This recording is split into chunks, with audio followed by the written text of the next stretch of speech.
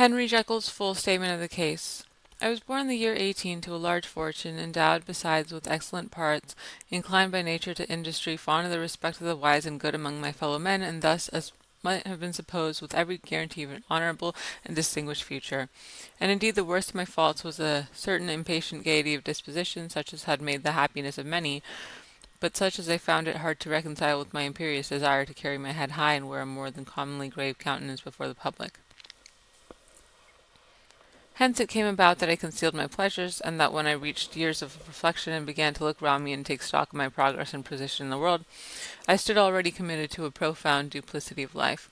Many a man would have even blazoned such irregularities as I was guilty of, but from the high views that I had set before me I regarded and hid them with an almost morbid sense of shame. It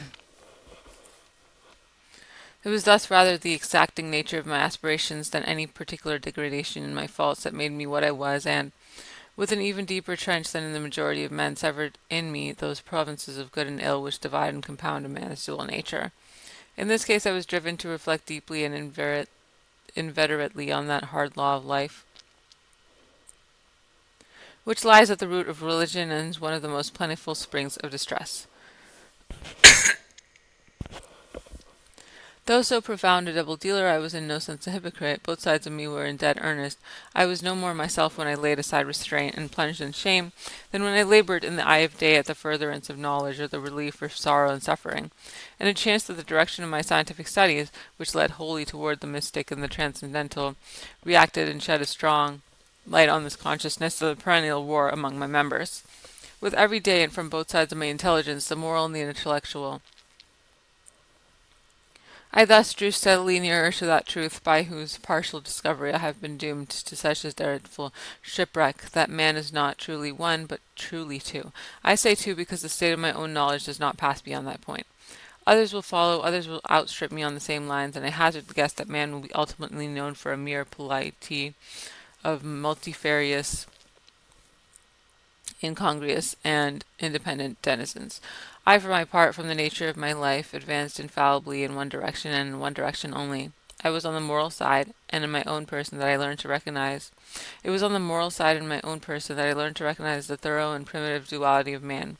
I saw that of the two natures that contended in the field of my consciousness, even if I could rightly be said to be either, it was only because I was radically both, and from an early date, and even before the course of my scientific discoveries had begun to suggest the most naked possibility of such a miracle, I had learned to dwell with pleasure, as a beloved daydream, on the thought of the separation of these elements.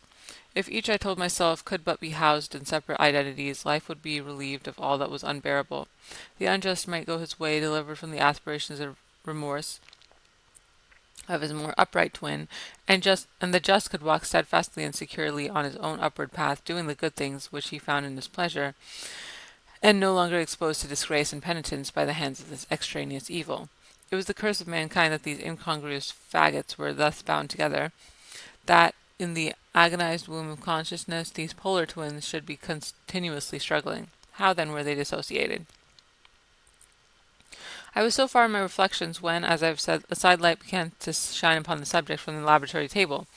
I began to perceive more deeply than it has ever been stated the trembling immateriality, the mist-like transience of this seemingly so solid body in which we walk attired.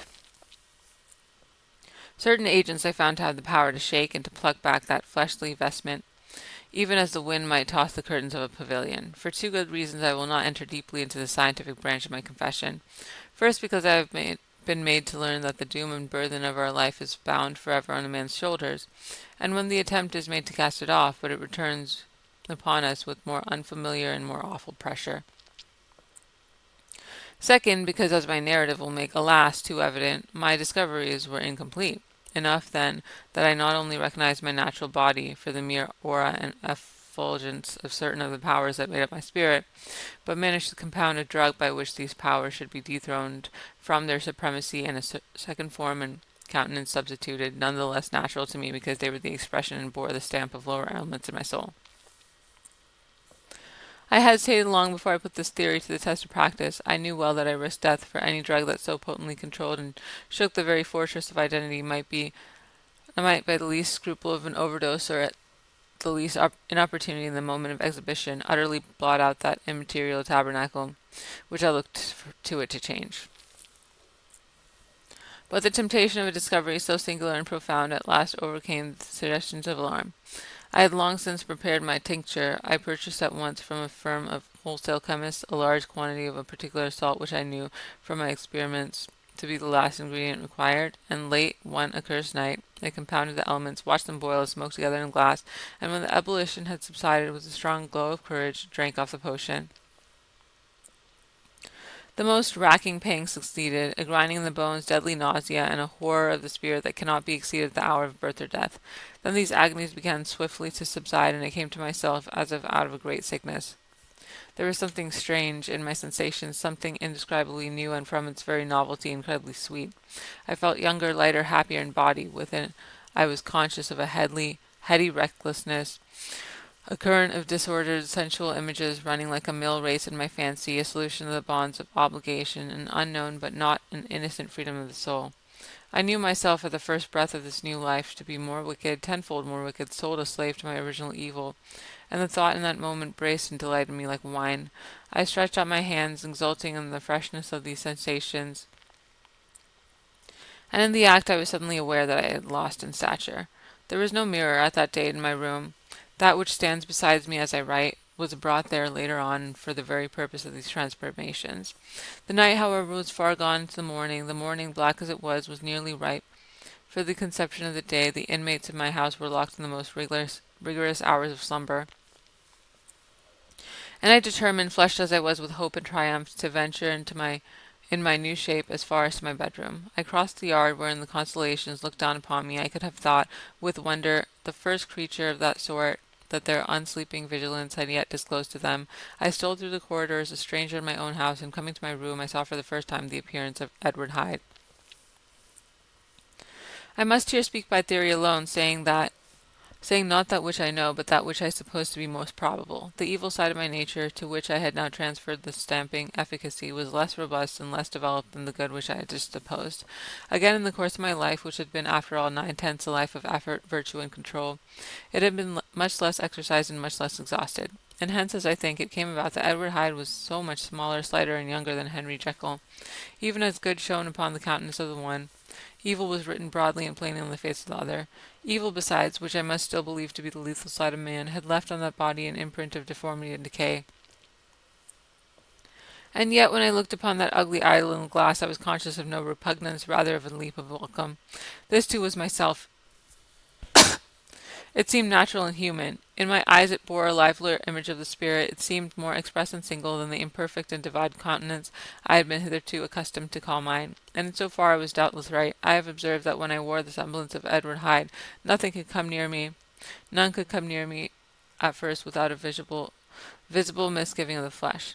This, as I take it, was because all human beings as we meet them are commingled out of good and evil, and Edward Hyde alone in the ranks of mankind was pure evil. I lingered but a moment at the mirror. The second and conclusive experiment had yet to be attempted. It yet remained to be seen if I had lost my identity beyond redemption and must flee before daylight from a house that was no longer mine. And hurrying back to my cabinet, I once more prepared and drank the cup, once more suffered the pangs of dissolution, and came to myself once more with the character, the stature, and the face of Henry Jekyll. That night I had come to the fatal crossroads. Had I approached my discovery in a more noble spirit, had I risked the experiment while under the empire of generous or pious aspirations,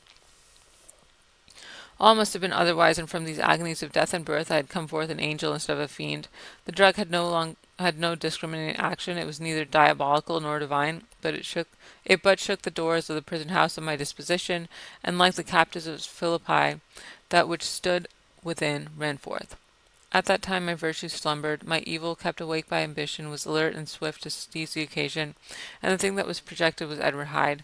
Hence, although I had now two characters as well as two appearances, one was wholly evil and the other was still the old Henry Jekyll, that incongruous compound of whose reformation and improvement I had already learned to despair. The movement was thus wholly toward the worse. Even at that time I had not yet conquered my aversion to the dryness of a life of study. I would still be merrily disposed at times, and as my pleasures were, to say the least, undignified, and I was not only well known and highly considered, but growing towards the elderly man, this incoherency of my life was daily growing more unwelcome. It was on this side that my new power tempted me until I fell into slavery. I had but to drink the cup, to doff at once the body of the noted professor, and to assume, like a thick cloak, that of Edward Hyde.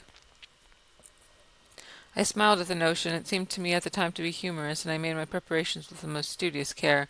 I took and furnished the house in Soho, to which Hyde was tracked by the police, and engaged as housekeeper a creature whom well knew to be silent and unscrupulous.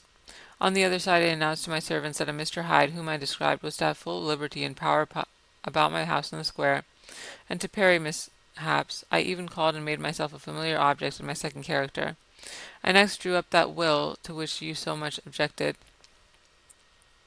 so that if anything befell me in the person of Dr. Jekyll, I could enter on that of Edward Hyde without pecuniary loss. And thus fortified, as I supposed, on every side, I began to profit by the strange immunities of my position.